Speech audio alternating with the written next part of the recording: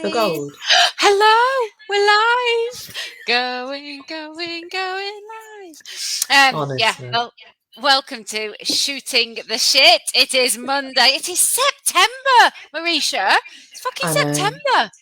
It's ludicrous, isn't it? Like we Can't are believe of that it. age now where we're like, where's all the Yeah, days gone? Where's the year gone? it'll Oh no. it'll be Christmas before we know Oh it. man, drop the C bomb already. Oh, I know, yeah, terrible. Do you sorry. know? Let's move on. Let's move on. So, funnily enough, though, we are talking about something today that is relevant to September because we are talking Mhm. back to school. So, lots of kids went back sort of tail end of last week, primary school and high school kids. Most of the rest of them have gone back this morning. And that should mean that working parents are suddenly free. And yay, we're all back to school. We can all get on with our lives. But the reality of that isn't actually that, is it? Because we've now got the pingdemic to throw into the equation. So we've got kids off left, right, and centre. We've got schools and nurseries that are short staffed and are struggling to cope. We've got workplaces that have got people off, so other people are having to pick up the slack. And you throw into the mix all of that about childcare, even the women that are working part time and the rest of it. This is a massive struggle at the minute. So life is not easy. Oh. Surprise, surprise.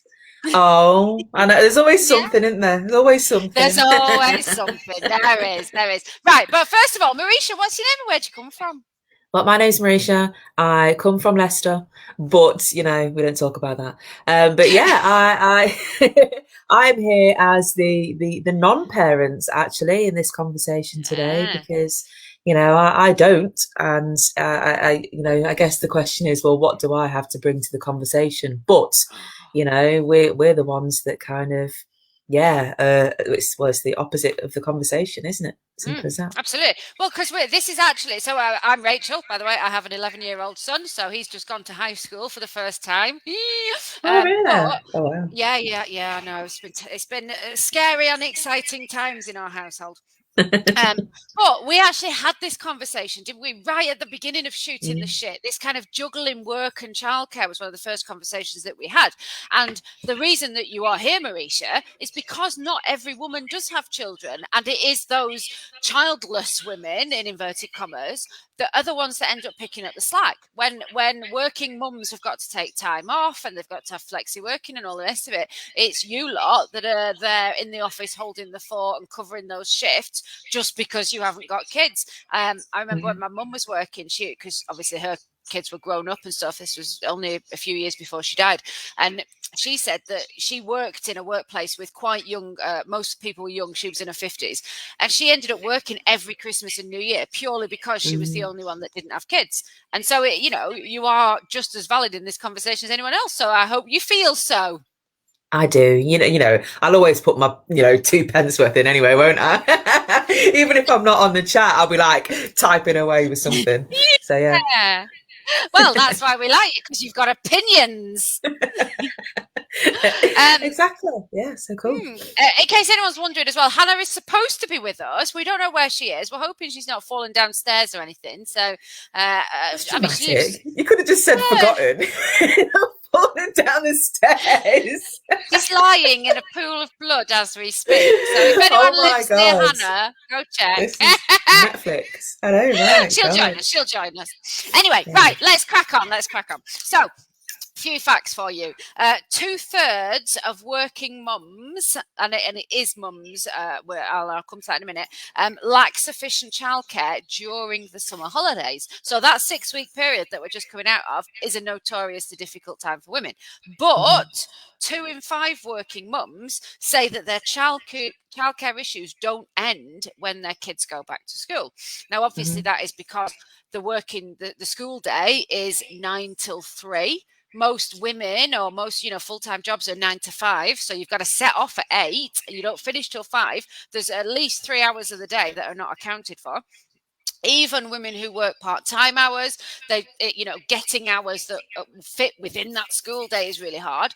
Getting hours where you can still have half terms and Easter breaks and Christmas holidays and stuff off Mhm. is near impossible. So just because you work flexi time or part time doesn't make it magical and all your childcare issues are gone.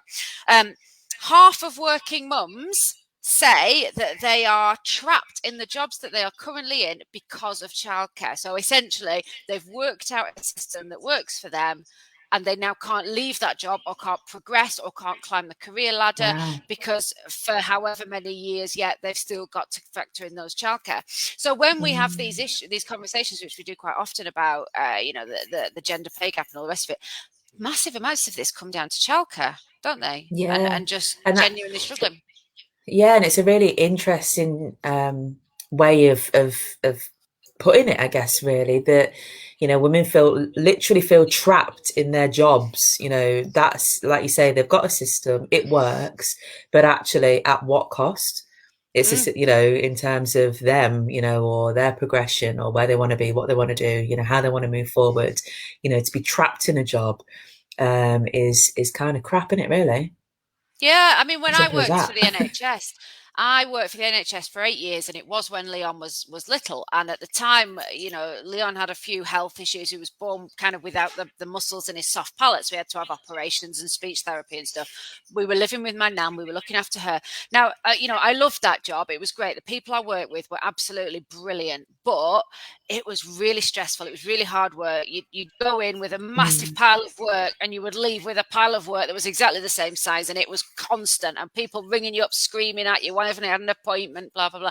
It was a stressful job. It wasn't particularly satisfying. It was an admin job, so it was, I Mm. don't mean to look down on admin jobs, but I felt I could be contributing more.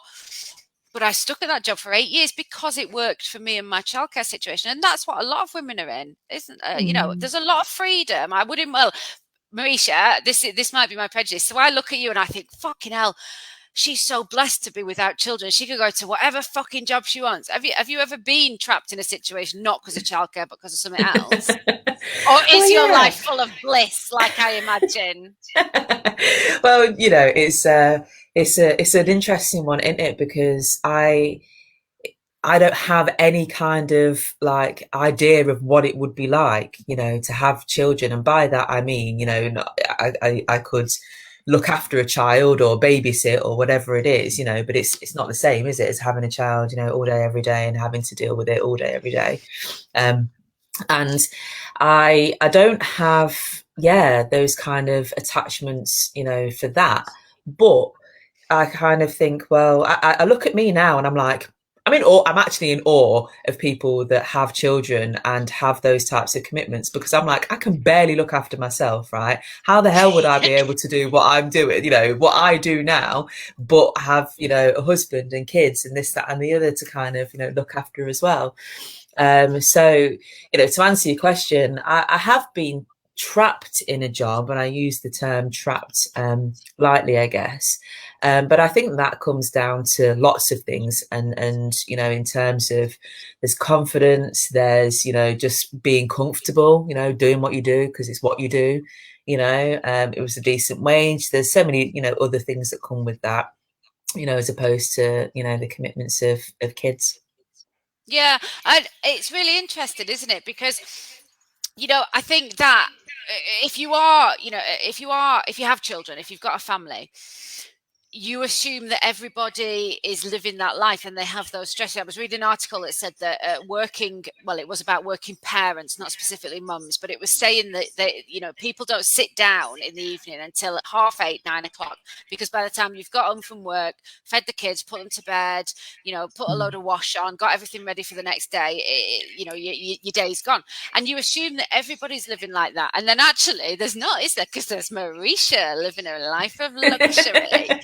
Yeah, But it, luxury, but I don't sit down at all. I just work and work and work. I don't have that other, it's a completely different thing, isn't it? I don't have to stop and I don't have to account for anything else. And I think it's yeah. a little bit of a misconception, really, that it means that I'm just, living the life, the absolute lifestyle, come 5 o'clock, I switch everything off and that's it. Absolutely not. It's a very good point, that though, isn't it? Because actually, there's always this thing, isn't there, of like, oh, the grass is greener on the other side.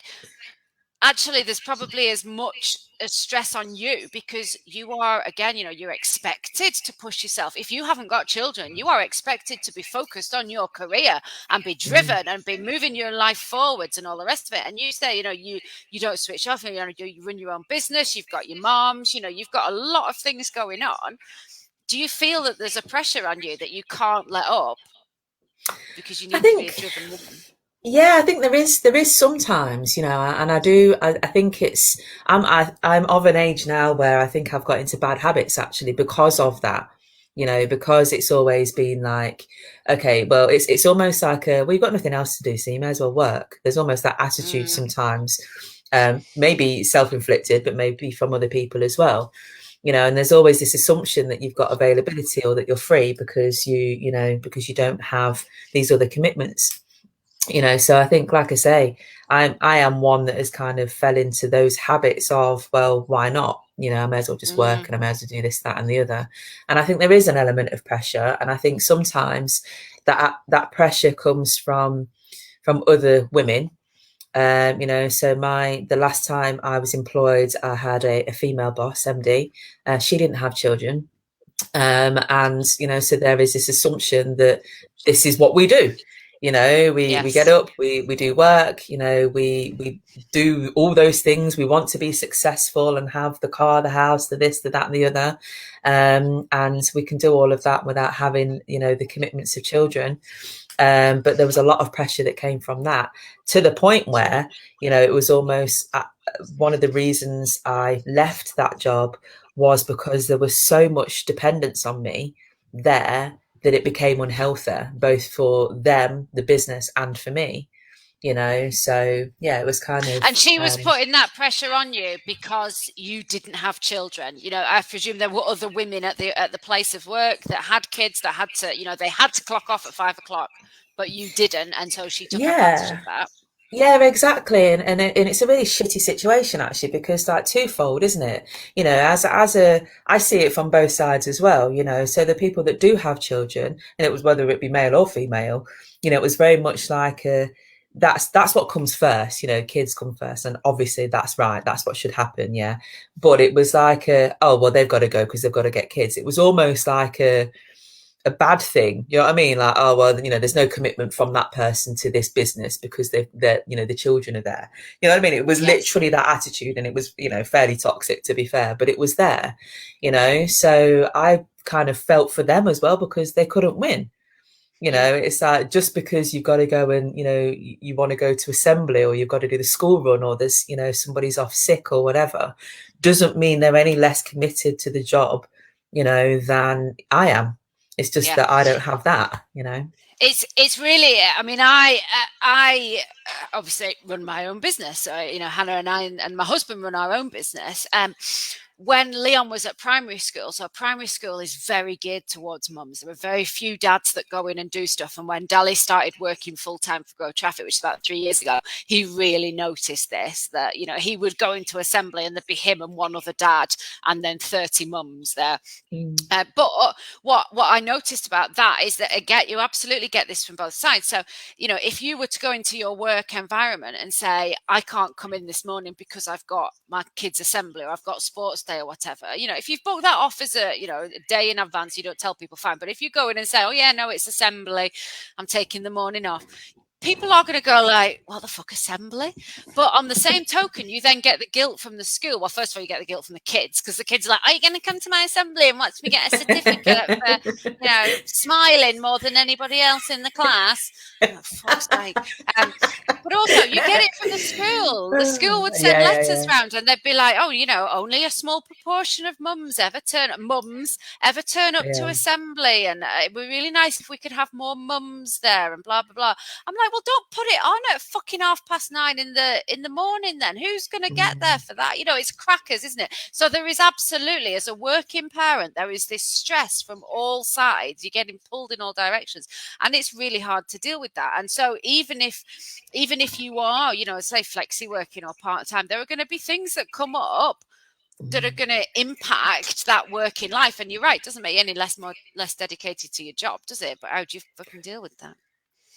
Exactly, yeah. But do you think though that because I think it's interesting, because all right, this conversation is the back to school, but has it all changed, and is there a different vibe, or acceptance of different ways of working? I don't know, but has that changed now with what happened through the lockdown? The fact that there is, we have families, we have lives outside of work. The kids will make an appearance, like the famous one where the kids come in on the BBC interview and stuff like that, right? It's like Yeah. we are real people and we have lives. So has that made a difference, or are we going back to the way that it was? I don't know. What do you think? Yeah, well, it's really interesting actually. So I was talking to I'm on a board of a charity, and there's a few people on there, but I was specifically asked to be on it because I am the only woman, and so they're all men, they're all sort of over 40. They're very kind of traditional businessmen. Like in the old days, they would have gone to work with a bowler hat on and a briefcase. So they're that sort of men. And one of them, really nice guy, he's a bank manager, and he was telling me that he absolutely needs his staff back in the office. And I said, oh, do you not think the working environment has changed and the workplace has moved on it? No, absolutely not. No, I need my staff in. I need my staff in working a 9 to 5. And if they've got childcare issues, that's their own thing to deal with. And I've encountered a few people, and I'll be honest, they do tend to be men. They do tend to be kind of the older generation, but they are very much of this attitude of we need people back in the workplace and we need them in now. And if they've got childcare issues, fucking deal with it. That's their problem. But by the same token, I've spoken to as many people, perhaps if not more, who accept that the workplace has fundamentally changed. And I think what's happened is there has been a shift from employer to employee, and employees have said, we're not going back to that way of working. We want flexible working. We want to be able to work from wherever is most convenient. We want to be able to be there for our kids. If the pandemic's taught us anything, it's that life is fragile, or it should have taught you that. Right. And so I definitely think that or I hope there is a bit of a sea change. What I've seen so far looks as though that's happening. I know quite a lot of companies who have given up their office space and have moved to flexi working and blah, blah, blah. The question's going to be whether that carries on. So what have you seen? Have you seen that in the kind of businesses that you're working with? Yeah, but a bit of both, really. I think lots of people I work with work for themselves, in all honesty, or work for smaller businesses where they can be a bit more flexible. And by that, it's not necessarily just because they're small, but because of the work they do means that they could do it from anywhere. So I think that's if the business allows for that, then it's kind of it's been happening gradually, and the pandemic has kind of taught us all to do all of this stuff. Like if you'd have asked us all to be on a video call 2 years ago, 90% of us would be like, absolutely not, no way, like I've got to do my hair and this, that and the other, and now we're past that.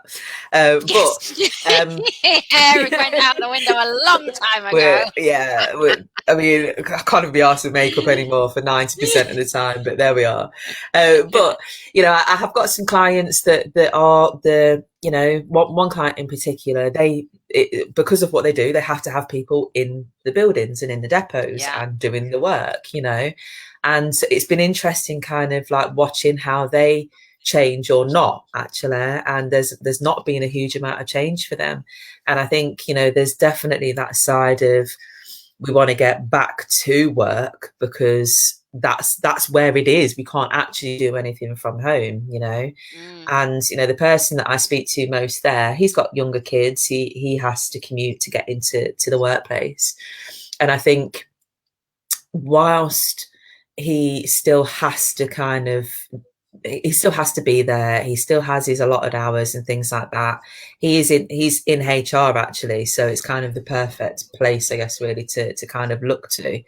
And I think there's been a little bit more give in terms of acceptance of having to go to appointments or to go to do this, that and the other with the kids, but not a huge amount. And actually, even with what he does, he was quite kind of almost like he always expects them to say no. So there's almost that kind of way of working, or that kind of I can't think of the word, it's gone out of my head, but that kind of thing in the way that the business works, which means that people are almost afraid to ask, which Yes, is shit, culture, like really, isn't a it? There we are, culture of culture. fear. Yeah, There we exactly. go. Yeah, and I don't know where that comes from, or what that is, or why is it, because yeah, it is comes back to that. It's assumed, Well, that it you're not trickles going to be down, doesn't it? committed. This is the thing. Yeah. Yeah, a culture within a business trickles down from the top. And if you have a CEO or managing director or whatever, or even a HR Mm, department that is very much of the opinion that we need people in the office, and if you're not in the office, you are not working. And if you are taking time off, whatever reason, yeah. you're not committed to the business, then that is toxic. And I am friends with a few HR people on Facebook and LinkedIn and whatever. And from what they're saying, that general trend seems to be changing so that we can have Mm, more flexibility, because to be honest, it's the only way anything's going to change. We've got, not only, as we've said, the kids going back to school and all the childcare issues around that and holidays and the stupid hours that they're attending school, but we've got the mm. pandemic, and Yeah, yeah, hundreds of yeah. thousands of people a week are being told to isolate. We've got COVID figures on the rise. Even if it's not the children themselves that are ill, it's things like nurseries and schools where all the teachers have been told to isolate, so there's nobody there to run the school, so kids are being Yeah, sent yeah, home, nurseries have been yeah. sent home. So again, there's all these pressures, and that means that parents are going to have to take time off to look after the kids, and that is going to fall on the women because the men Mm. have got the more higher paid job. It's expected. All of these reasons that we've talked about in the past. The patriarchy, because of the patriarchy. And It's if, going to be. if Hannah was here, she'd be Oh, ranting Hannah right is off here. on one. Hannah Oh, she is is. here. If Hello. Hannah Are was you here. okay? Yeah, And I'm there we go, as if sorry. by magic. I forgot. Well, there Oh, you you are. See, forgot. I Thank didn't God. say. That's all right. We had visions of you like lying in a pool at the bottom of the stairs. Not enough to stop doing the recording and check on you, but Yeah. we were concerned. No, but you know what the problem was? Dave is away doing his job, and I am having to do the school run and cook the dinner and do my own job because of the fucking patriarchy. Yes. See, There I we knew go. it. There we I'm go. glad she's joined So at the perfect time. The perfect you are time. having childcare issues. I Oh, am having tell us, childcare Hannah. issues. Tell us about your work and childcare issues. Well, the main issue that I'm having at the moment is that I have to care for the children, and I am not. I'm not very good at that. So, no, I just think for me, summer holidays are better in a way, and holidays, because I have a flexible job, so I don't have to, really worry too much about taking time off for childcare, which is totally privileged. But just that getting up, getting the kid ready, making a packed lunch and everything, like we do divide the labor quite evenly in our house. So one of us will sort out one kid and one of us will sort out the other. And they both have like different levels of stuff that they need doing. But I do not know how single parents do it. And I know that even splitting the labor of getting your kids to school and picking them up, it's unusual that that's split down the middle. But if the kids were off ill, it has always fallen on me to, pick Naya up from school and be the one that's not at work, to the point where I used to get in trouble, because I was having a lot of time off because Naya was always ill when she first started school and stuff. And it fell on me, absolutely. So I yeah. do. I just want to bring in so that, you've made a good point there, Hannah, and Rebecca's watching. I'm presuming it's Rebecca. I'm sussing that I can't see your name, but I'm assuming it's you based on the details of your life that you have given me. Old Markle over here. But Rebecca's pointed out that it's only freelancing and running her own business that has allowed her to have work and childcare. Before that, she never had the flexibility for one reason and another.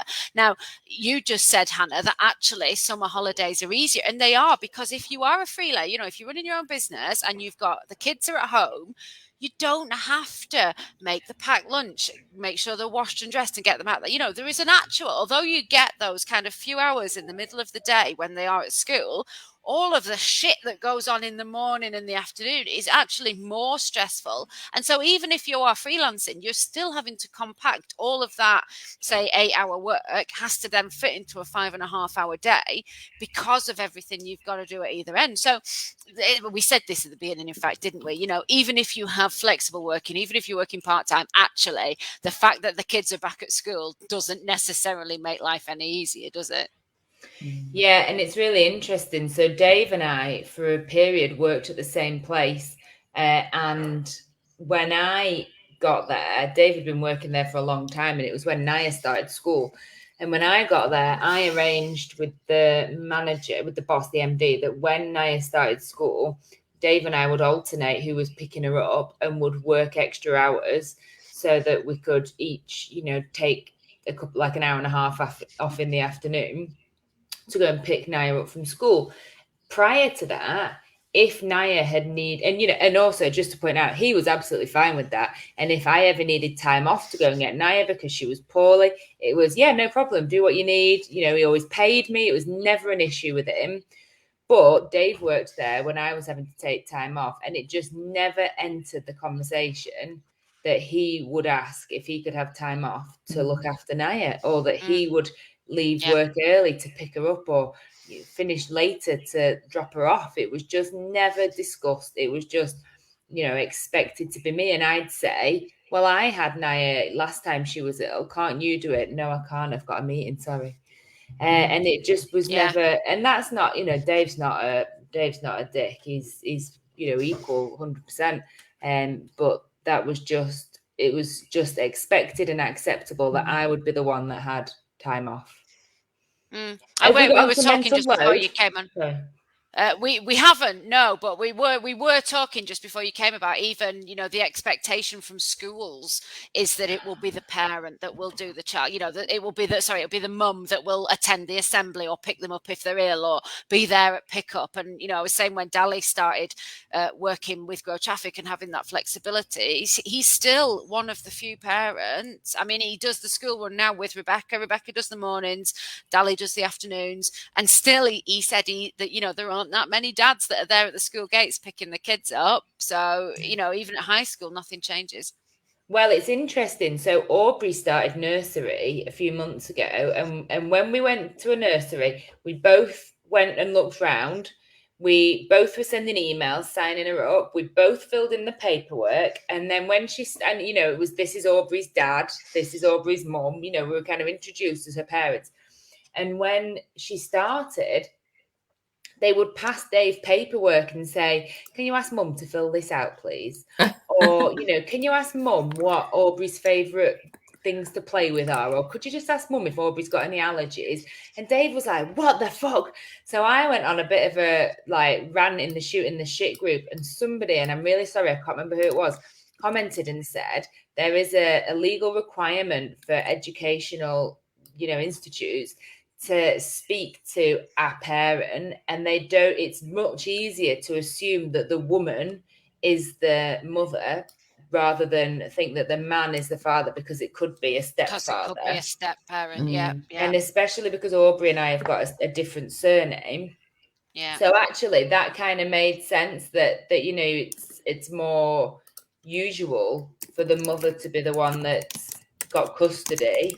So if there's a man, then it could be a step parent, and they have to speak directly to the parental guardian.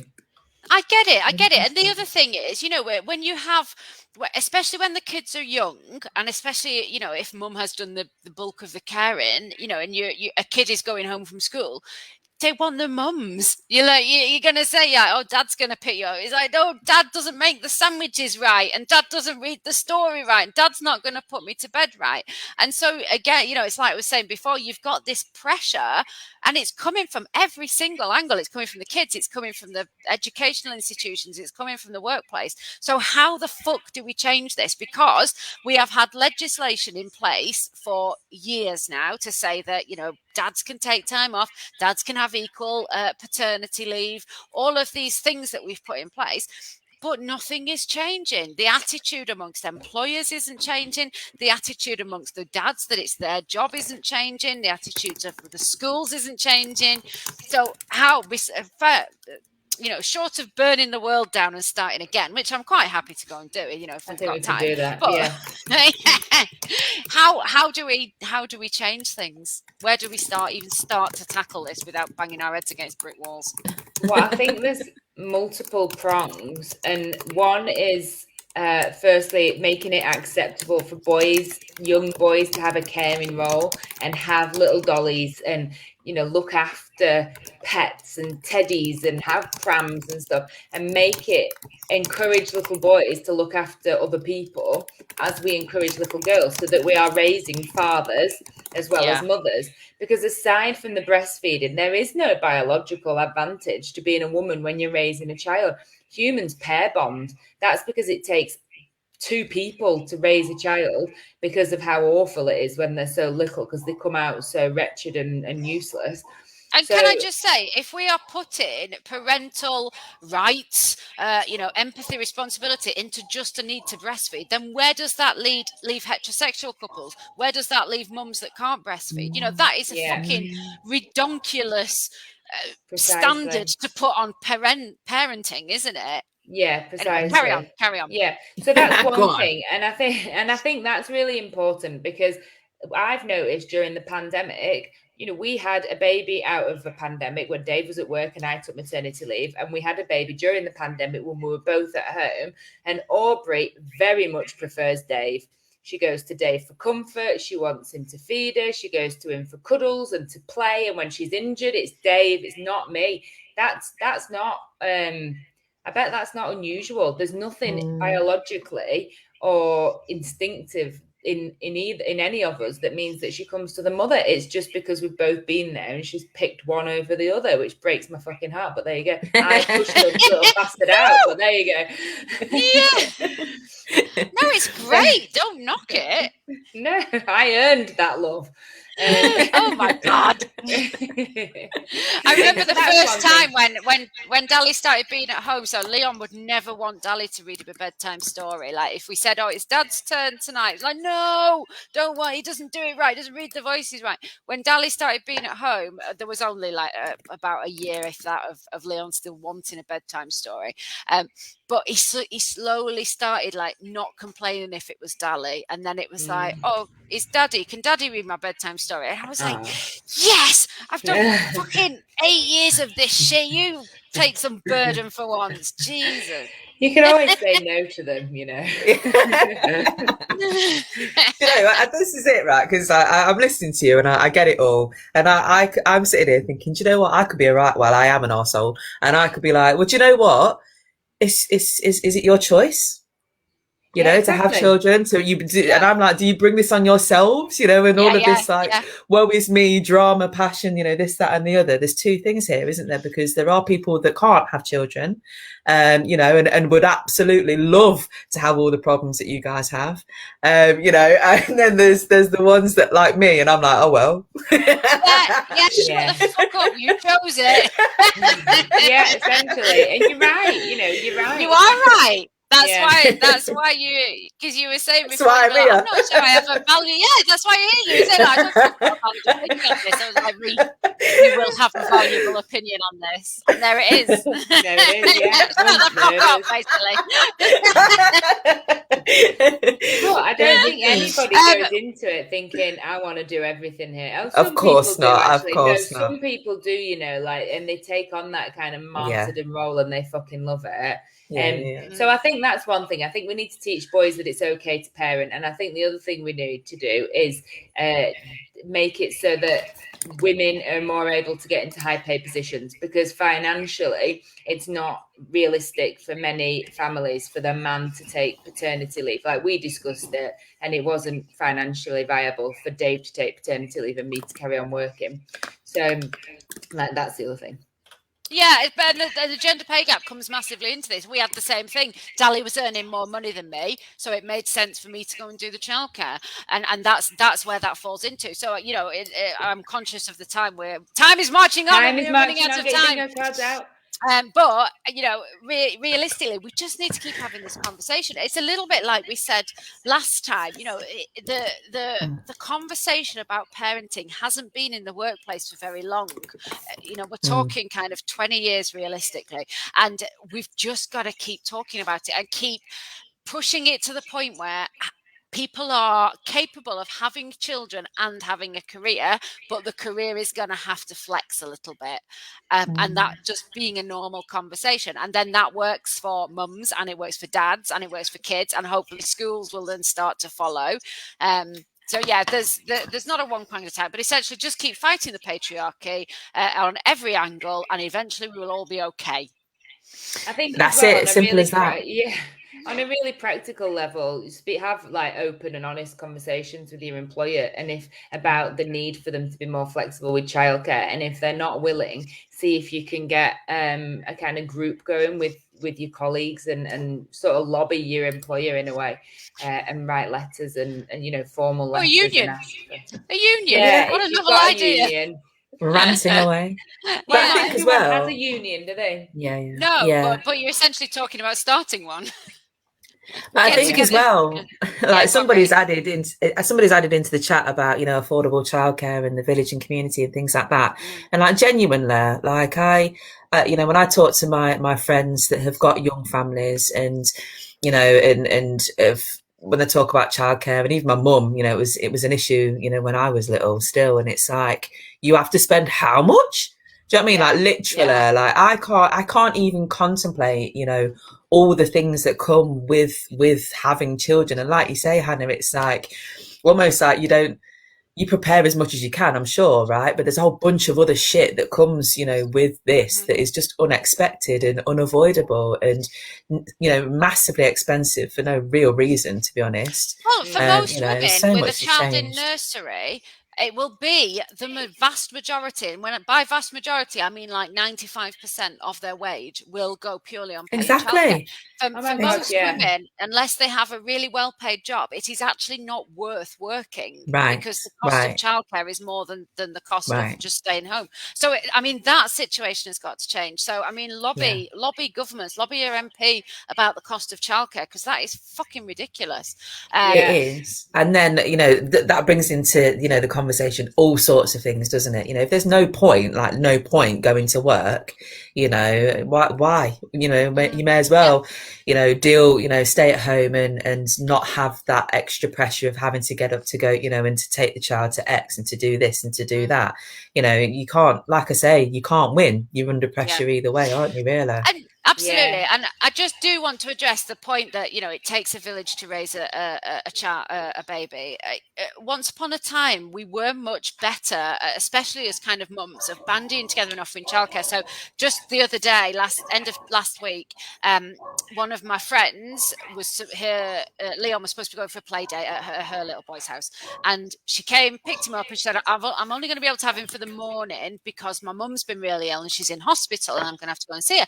And I was like, well, fucking hell, I said, bring them both here then, they can both come to my house. And she's like, oh God, that'd be a really big help, so I can go see my mum in hospital.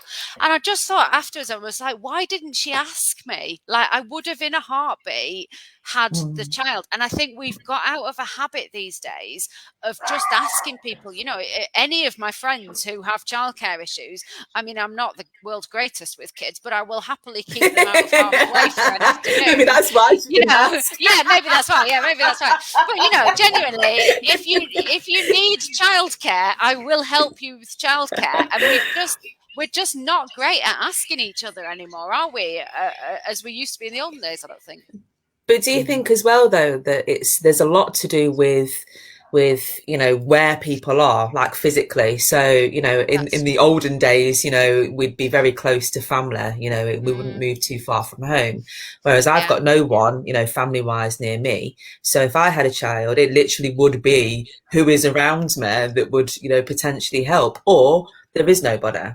It's literally that, it's one or the other, isn't it? So there's a lot of that to come in as well. So it's almost like we have to recreate that in another way. Go on, Hannah, I think don't say sorry. It's my new system. I think as well there's pressure and one-upmanship on, Yes. I can cope. I don't need to ask for Yes. help because I can cope. Or I can't ask someone to look after my kid because then I'm a lesser mum or a lesser parent or whatever. I think there's partly that, and also partly we treasure our children more than not that we treasure them, but we mollycoddle them. Yeah. More than any other generation. And there is like a trust issue. Would you knock on your door and ask your neighbour to look after your kid all day, as my mother did, and just kind of feel happy dumping them on them and not knowing really what they're getting up to or who they're with? I think that is part of it as well. Like, there is a lot. Yeah, you're right. I mean, I do remember just being dumped on elderly neighbours for the afternoon. Like, there was nobody else. Like, just go around to this old lady's house, and you have to sit there on the sofa, like, not moving. Yeah. Doreen across the road, yeah. It's true. Anyway, we've been going on for 40 minutes and we are out of time. So, Meriesha, one thing that's going to change the world and make the world of childcare easier for women, what's it going to be? I can't answer that because I'm not that. I can't assist in any way, shape or form. Final thought. Stop I haven't got one today. Yeah, it's your own fault. It's your own fault. Brilliant. Yeah. Hannah, final thought. Buy boys dollies. Oh yeah, very good. And I think mine would be just keep talking about this bollocks. Literally to anyone, bore the socks off them. We've got to make if women are struggling with childcare, that's got to be a normal conversation that we are having everywhere. Else the world is not going to change. And failing that, we shall get some Molotovs. Right. Thank you very much, everybody. We shall be back in 2 weeks. This episode will very shortly be up on the podcast, and then very shortly after that, it will be up on YouTube. So thank you to those of you who've watched it live. You can recommend it to anybody. They can watch video only. They can watch it on Facebook and they can join in the conversation, or they can just listen to the audio on the podcast. Lots of different ways. And if you are listening on the podcast or YouTube, please subscribe. Subscribe below, guys. Like and subscribe. And tell people about it because that genuinely helps us. That's it. Thank you very much. Start waving, girls. Goodbye. Bye.